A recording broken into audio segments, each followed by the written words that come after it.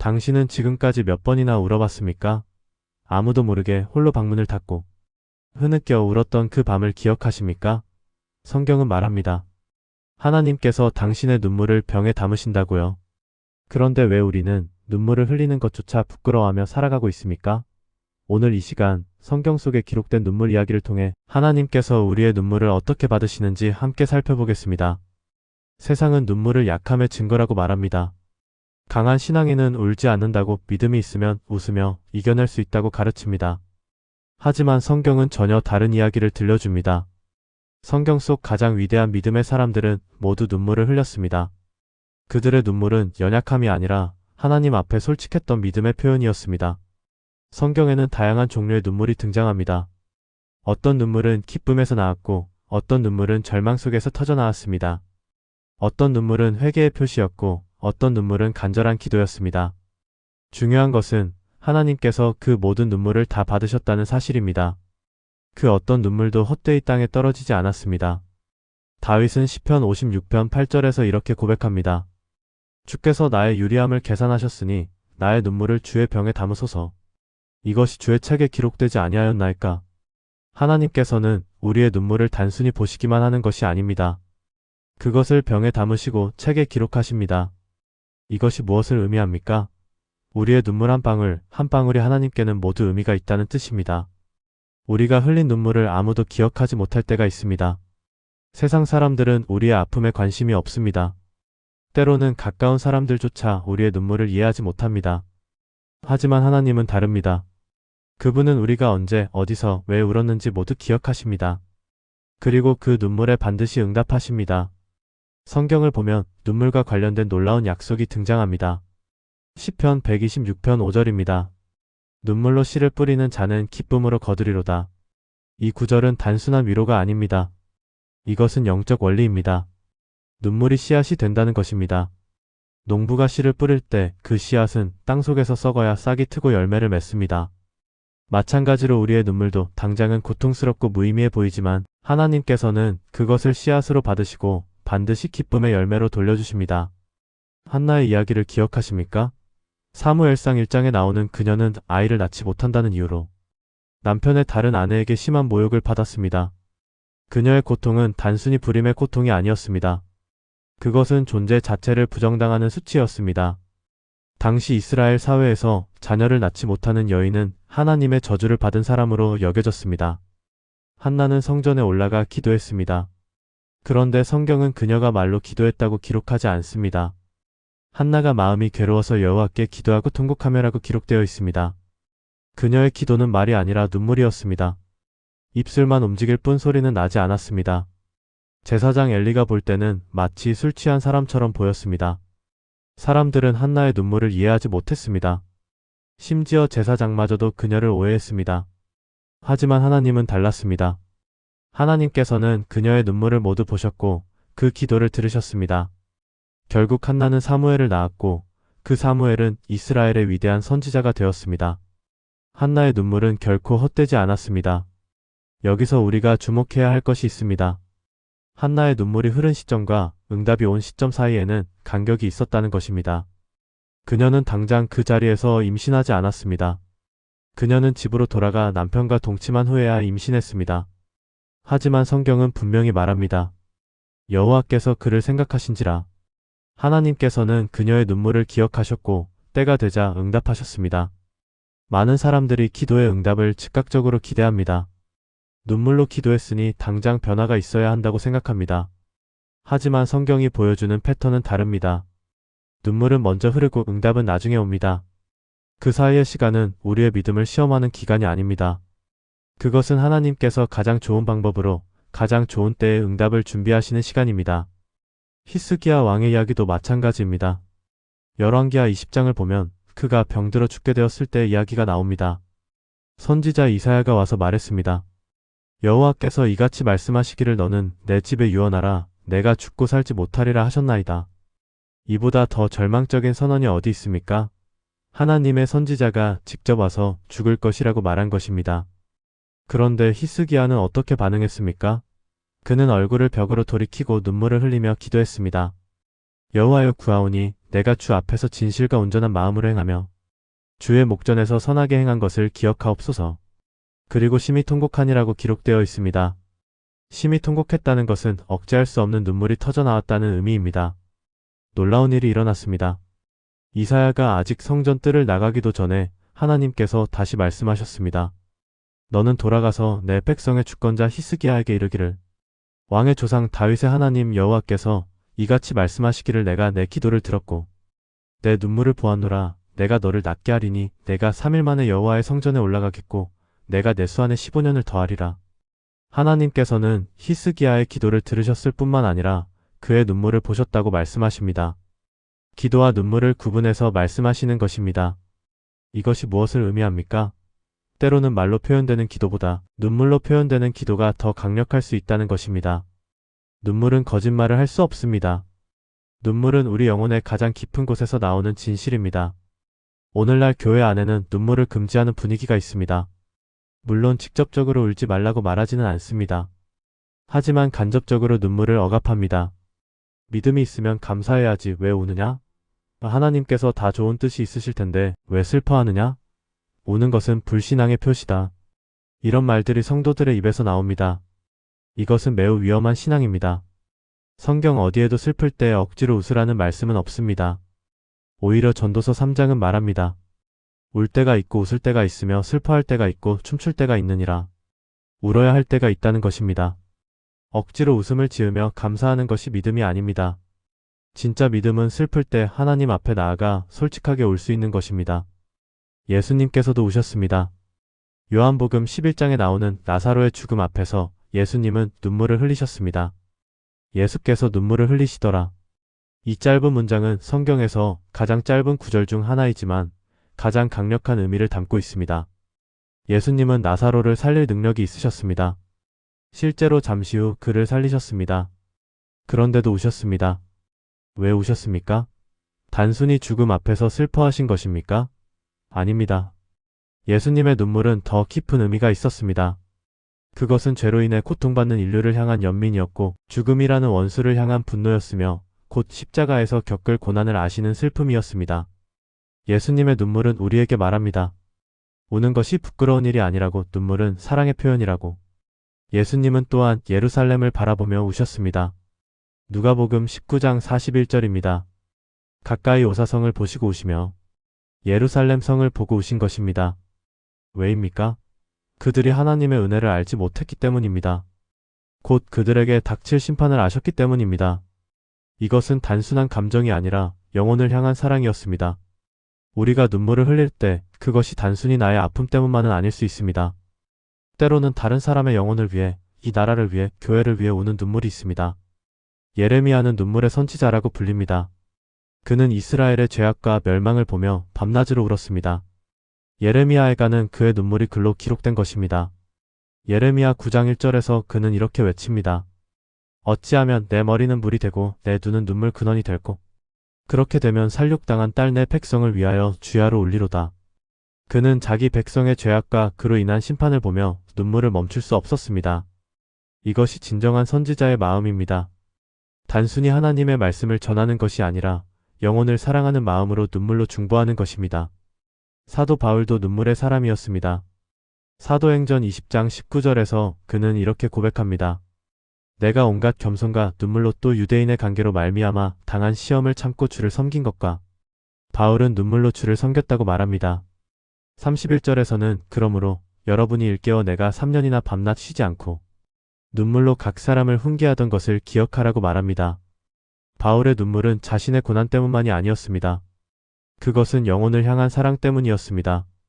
빌립보서 3장 18절에서는 내가 여러 번 너희에게 말하였거니와 이제도 눈물을 흘리며 말하노니 여러 사람들이 그리스도의 십자가의 원수로 행하느니라고 기록되어 있습니다.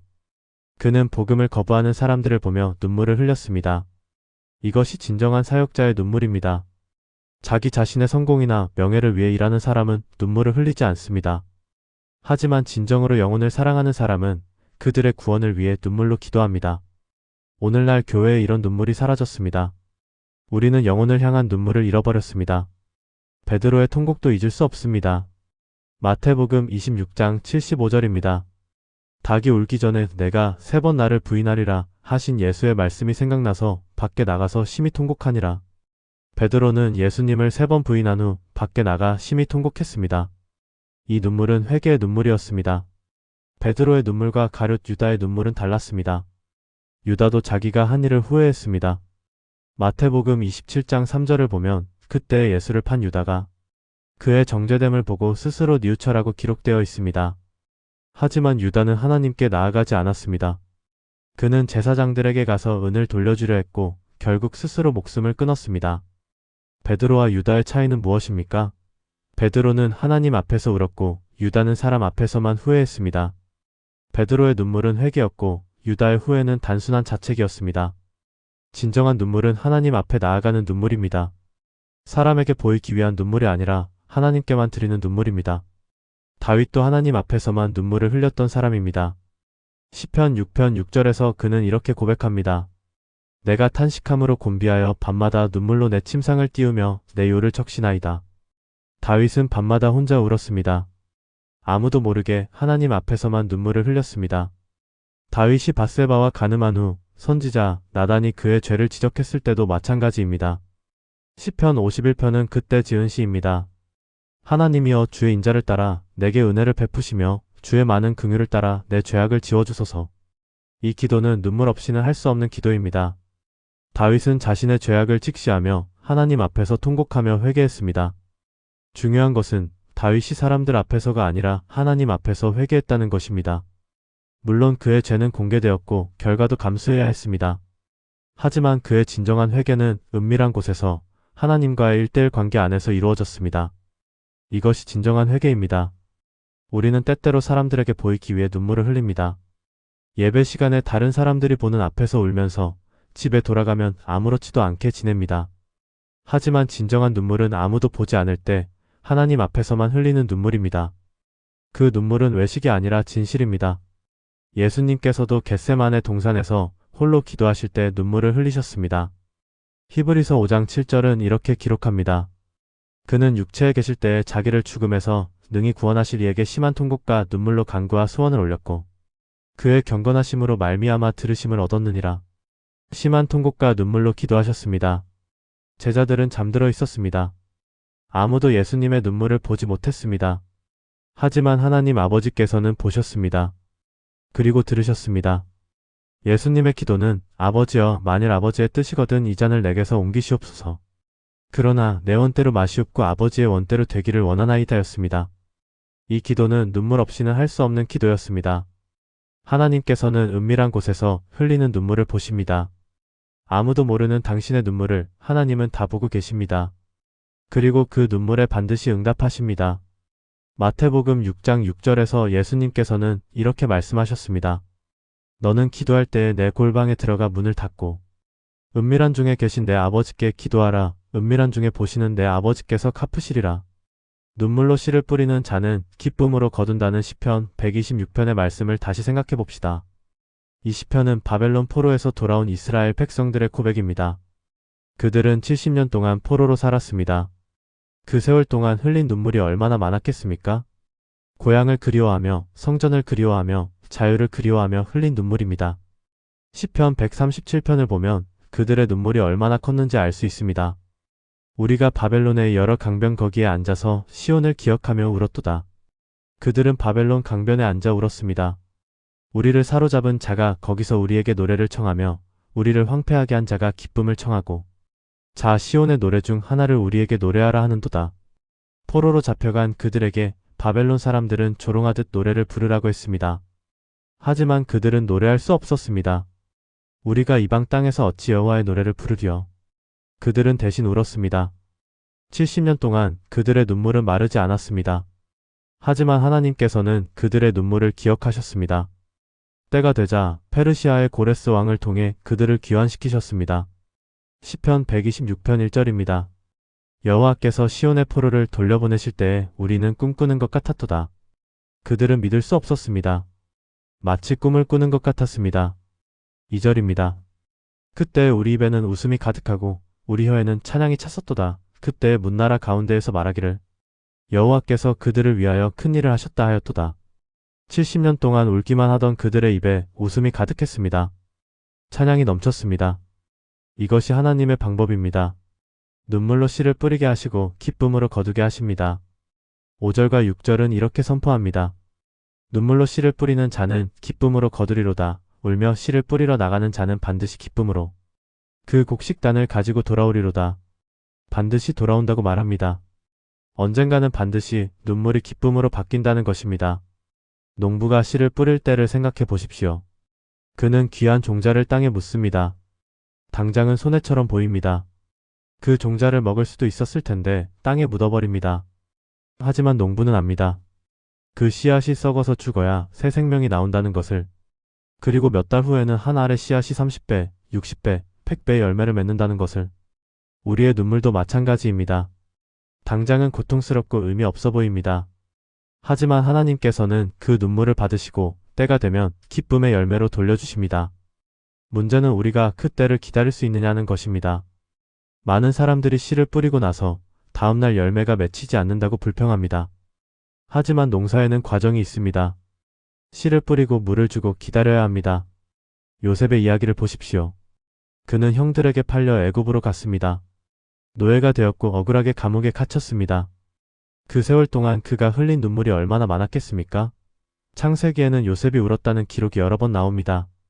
하지만 그것은 감옥에서의 눈물이 아니라 나중에 형들을 만났을 때의 눈물입니다.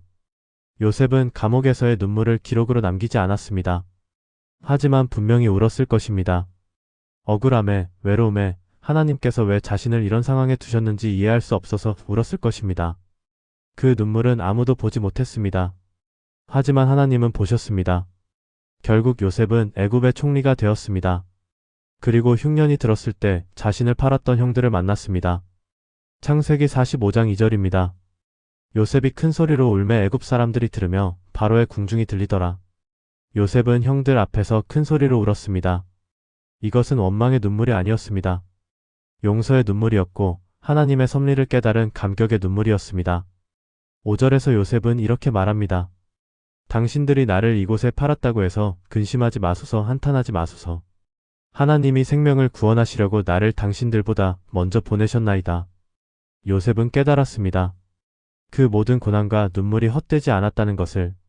하나님께서는 그의 눈물을 씨앗으로 받으시고 많은 생명을 구원하는 열매로 바꾸셨습니다. 사람들은 요셉의 성공만 봅니다. 총리가 된 요셉, 형들을 용서한 요셉만 기억합니다. 하지만 그 영광 뒤에는 13년의 고난이 있었습니다. 노예로, 죄수로 살았던 13년의 세월이 있었습니다. 그 세월 동안 흘린 눈물을 사람들은 모릅니다. 하지만 하나님은 다 기억하셨습니다. 우리도 마찬가지입니다. 사람들은 우리의 눈물을 모릅니다. 우리가 밤에 혼자 울었던 것을 아무도 기억하지 못합니다. 하지만 하나님은 다 보셨습니다. 그리고 반드시 그 눈물에 응답하십니다. 때가 되면 우리도 요셉처럼 고백하게 될 것입니다. 하나님께서 모든 것을 합력하여 선을 이루셨구나. 다윗도 오랜 시간 눈물을 흘렸습니다. 사무엘 선지자가 그에게 기름을 부어 왕으로 택했지만 실제로 왕이 되기까지는 수많은 세월이 걸렸습니다. 그 사이에 사울 왕은 그를 죽이려고 쫓아다녔습니다. 다윗은 도망자 신세가 되어 광야를 떠돌아다녔습니다. 시편 56편은 그때 지은 시입니다. 8절에서 다윗은 이렇게 기도합니다. 주께서 나의 유리함을 계산하셨으니 나의 눈물을 주의 병에 담으소서. 이것이 주의 책에 기록되지 아니하였나이까. 다윗은 믿었습니다.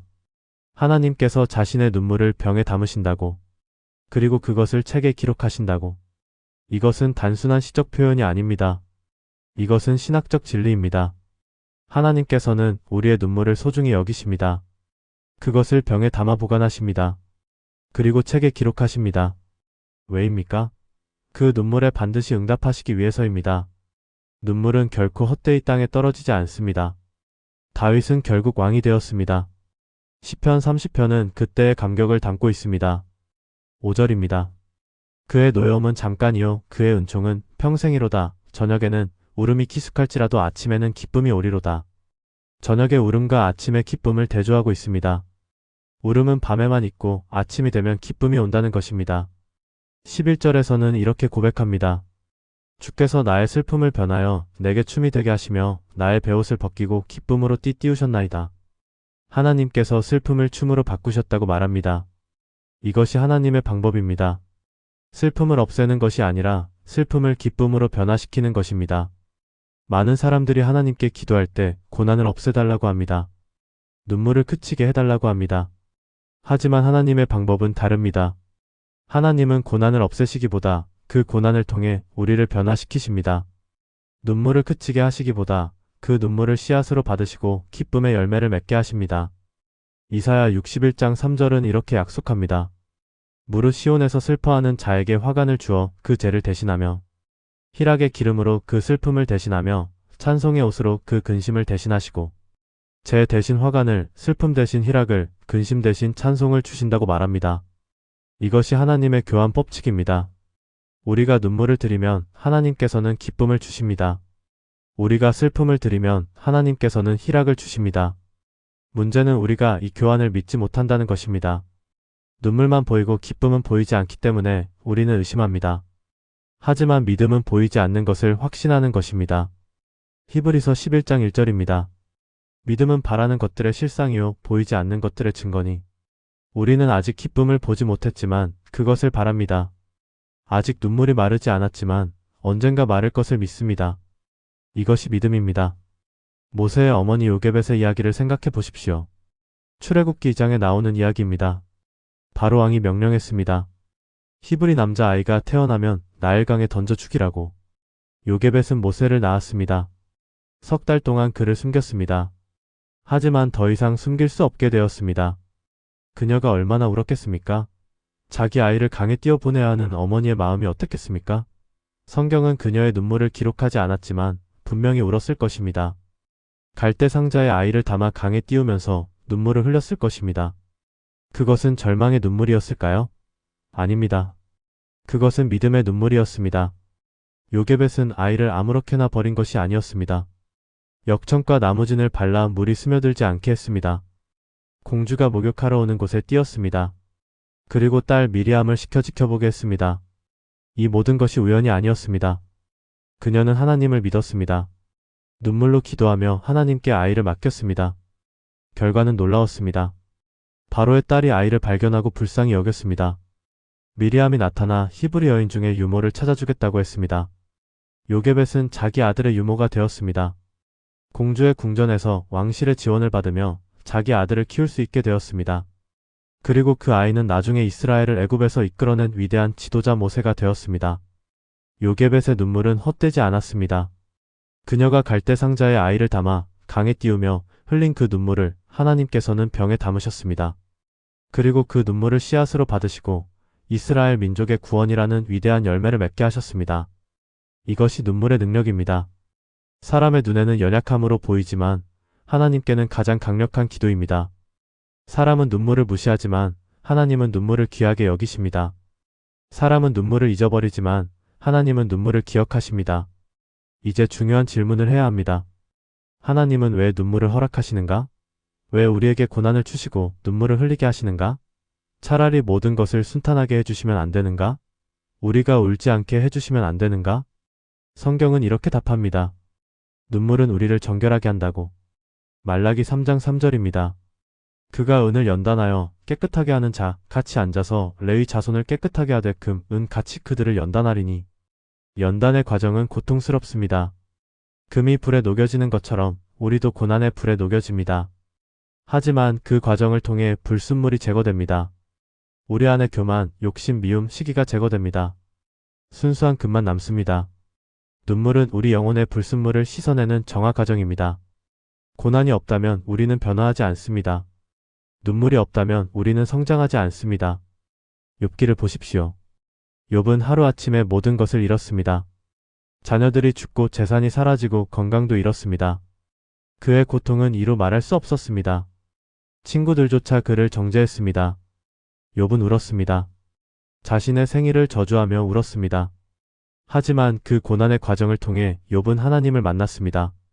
욥기 42장 5절에서 그는 이렇게 고백합니다. 내가 주께 대하여 귀로 듣기만 하였사오나 이제는 눈으로 주를 배움나이다. 전에는 하나님에 대해 들었을 뿐이었는데 이제는 직접 보게 되었다는 것입니다. 고난이 없었다면 욥은 하나님을 이렇게 깊이 경험하지 못했을 것입니다. 눈물이 없었다면 그는 하나님을 이렇게 가까이 만나지 못했을 것입니다. 역설적이게도 눈물은 우리를 하나님께로 인도하는 통로입니다. 바울도 이것을 경험했습니다. 고린도후서 12장에 나오는 육체의 가시 이야기입니다. 바울은 3번이나 하나님께 그것을 제거해 달라고 기도했습니다. 하지만 하나님의 대답은 아니다였습니다. 대신 이렇게 말씀하셨습니다. 내 은혜가 내게 족하도다. 이는 내 능력이 약한 데서 온전하여짐이라. 바울은 깨달았습니다. 그 가시가 필요하다는 것을. 9절에서 그는 이렇게 고백합니다. 그러므로 도리어 크게 기뻐함으로 나의 여러 약한 것들에 대하여 자랑하리니 이는 그리스도의 능력이 내게 머물게 하려 함이라. 그러므로 내가 그리스도를 위하여 약한 것들과 능력과 궁핍과 박해와 공고를 기뻐하노니 이는 내가 약한 그때의 강함이라. 약할 때 강하다는 역설입니다. 우리가 눈물을 흘릴 때 하나님의 능력이 우리에게 임합니다. 우리가 강하다고 생각할 때는 하나님을 의지하지 않습니다. 하지만 우리가 약하다고 느낄 때 우리는 하나님께 매달립니다. 그때 하나님의 능력이 나타납니다. 그렇다면 눈물은 언제 마릅니까? 요한계시록 21장 4절은 이렇게 약속합니다. 모든 눈물을 그 눈에서 닦아주시니 다시는 사망이 없고 애통하는 것이나 곡하는 것이나 아픈 것이 다시 있지 아니하리니 처음 것들이 다 지나갔음이로라. 하나님께서 친히 우리의 눈물을 닦아주신다고 말합니다. 주목해야 할 것은 눈물을 닦아주시는 분이 하나님이라는 것입니다. 우리 스스로 닦는 것이 아닙니다. 세월이 지나서 자연이 마르는 것이 아닙니다. 하나님께서 친히 닦아주십니다. 이것은 무엇을 의미합니까? 우리의 모든 고통과 슬픔이 결국 하나님의 손길로 치유된다는 것입니다. 이 땅에서도 하나님은 우리의 눈물을 닦아주십니다. 때가 되면 눈물이 마르고 기쁨이 옵니다. 하지만 완전한 치유는 천국에서 이루어집니다. 그곳에서는 다시는 눈물이 없습니다. 사망도 없고 애통도 없고 국함도 없고 아픔도 없습니다. 처음 것들이 다 지나가고 모든 것이 새롭게 됩니다. 이것이 우리의 소망입니다. 지금은 울지라도 언젠가는 웃을 날이 온다는 것입니다. 지금은 슬프지라도 언젠가는 기쁨으로 충만할 날이 온다는 것입니다. 이 소망이 있기에 우리는 현재의 고난을 견딜 수 있습니다. 로마서 8장 18절에서 바울은 이렇게 말합니다. 생각하건대 현재의 고난은 장차 우리에게 나타날 영광과 비교할 수 없도다. 현재의 고난과 장차 나타날 영광을 비교하면 고난은 아무것도 아니라는 것입니다. 물론 고난의 한가운데 있을 때는 이것을 믿기 어렵습니다. 하지만 믿음은 보이지 않는 것을 확신하는 것입니다. 고린도후서 4장 17절도 같은 맥락입니다. 우리의 잠시 받는 환난에 경한 것이 지극히 크고 영원한 영광에 중한 것을 우리에게 이루게 함이니 환난은 잠시이고 경하지만 영광은 영원하고 중하다고 말합니다. 이것이 성경의 관점입니다. 그렇다면 우리는 어떻게 해야 합니까? 눈물을 참아야 합니까? 아닙니다. 울어야 할 때 우십시오. 억지로 눈물을 참지 마십시오. 하나님 앞에 솔직하십시오. 당신의 아픔을, 슬픔을, 절망을 있는 그대로 하나님께 고백하십시오. 시편 62편 8절은 이렇게 권면합니다. 백성들아 시시로 그를 의지하고 그의 앞에 너희 마음을 토하라. 하나님은 우리의 피난처시로다. 하나님 앞에 마음을 토하라고 말합니다. 토한다는 것은 속에 있는 것을 다 쏟아낸다는 의미입니다. 억지로 참지 말고 다 쏟아내라는 것입니다. 많은 사람들이 하나님 앞에서조차 체면을 차립니다. 강한 신앙인처럼 보이려고 합니다. 하지만 하나님은 우리의 거짓된 강함을 원하지 않으십니다. 하나님은 우리의 진실한 연약함을 원하십니다. 우리가 연약함을 인정할 때 하나님의 능력이 임합니다. 다윗처럼 하나님 앞에서 통곡하십시오. 한나처럼 말없이 입술만 움직이며 눈물로 기도하십시오. 히스기야처럼 얼굴을 벽으로 돌이키고 심히 통곡하십시오. 그 눈물을 하나님께서 다 받으십니다. 병에 담으시고 책에 기록하십니다. 그리고 기다리십시오. 씨를 뿌린 농부처럼 인내하며 기다리십시오. 응답이 당장 오지 않는다고 낙심하지 마십시오. 하나님의 시간표는 우리와 다릅니다. 하지만 반드시 때가 되면 응답하십니다. 한나에게 응답하셨듯이, 히스기야에게 응답하셨듯이, 다윗에게 응답하셨듯이 당신에게도 반드시 응답하실 것입니다. 야고보서 5장 7절은 이렇게 권면합니다. 그러므로 형제들아 주께서 강림하시기까지 길이 참으라. 보라, 농부가 땅에서 나는 귀한 열매를 바라고 길이 참아 이른 비와 늦은 비를 기다리나니 농부는 씨를 뿌리고 기다립니다. 이른 비를 기다리고 늦은 비를 기다립니다. 그리고 마침내 추수 때가 되면 기쁨으로 거둡니다. 우리의 눈물도 마찬가지입니다. 지금은 씨 뿌리는 때입니다. 눈물로 씨를 뿌리는 때입니다. 하지만 반드시 거두는 때가 옵니다. 기쁨으로 거두는 날이 옵니다. 그날을 믿음으로 바라보며 지금의 고난을 견디십시오. 베드로전서 5장 10절은 이렇게 약속합니다.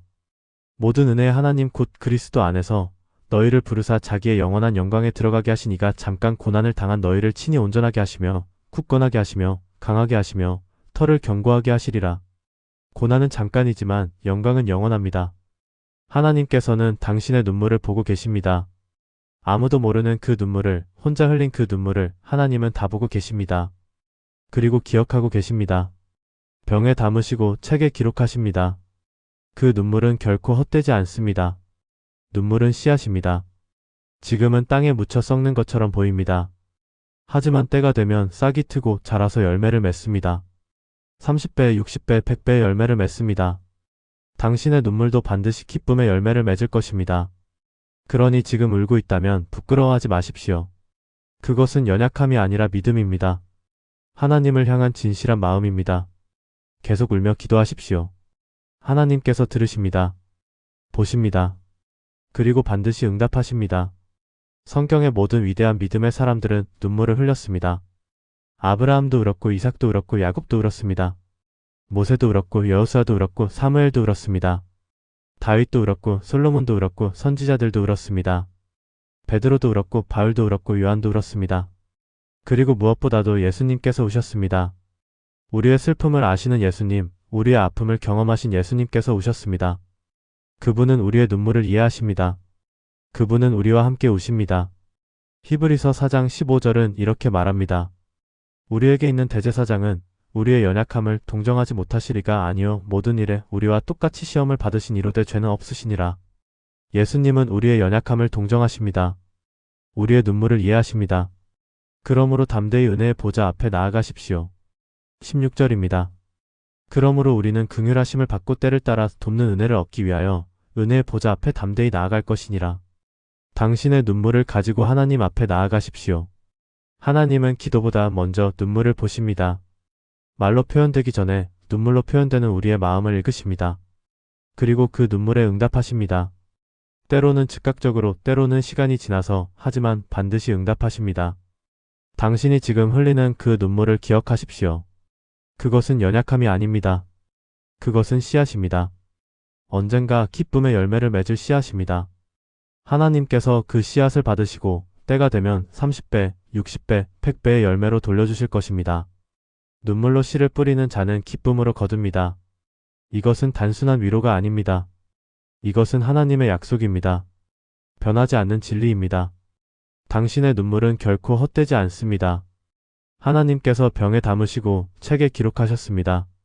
그러니 지금 울고 있다면 계속 우십시오. 하나님 앞에서 마음껏 우십시오. 억지로 참지 마십시오. 강한 척하지 마십시오. 있는 그대로의 당신을, 연약한 당신을, 아픈 당신을 하나님께 보이십시오. 그분은 당신을 외면하지 않으십니다. 성경 전체가 증거합니다. 하나님은 눈물을 흘린 사람을 외면하지 않으셨습니다. 한나를 외면하지 않으셨고, 히스기야를 외면하지 않으셨고, 다윗을 외면하지 않으셨습니다. 요셉을 외면하지 않으셨고, 욥을 외면하지 않으셨고, 베드로를 외면하지 않으셨습니다.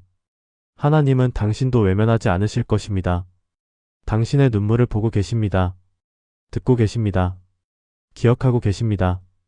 그리고 반드시 응답하실 것입니다. 때가 되면 당신도 고백하게 될 것입니다. 눈물로 씨를 뿌렸더니 정말로 기쁨으로 거두게 되었구나. 그날까지 믿음으로 견디십시오. 소망을 잃지 마십시오. 하나님을 신뢰하십시오. 당신의 눈물은 결코 헛되지 않습니다. 그것은 씨앗입니다. 반드시 열매를 맺을 씨앗입니다. 오늘 이 메시지를 통해 위로를 받으셨다면, 그리고 하나님의 눈물에 대한 약속을 기억하고 싶으시다면 지금 구독 버튼과 좋아요를 눌러주시기 바랍니다. 여러분의 눈물이 기쁨으로 바뀌는 그날까지 이 채널에 함께하겠습니다.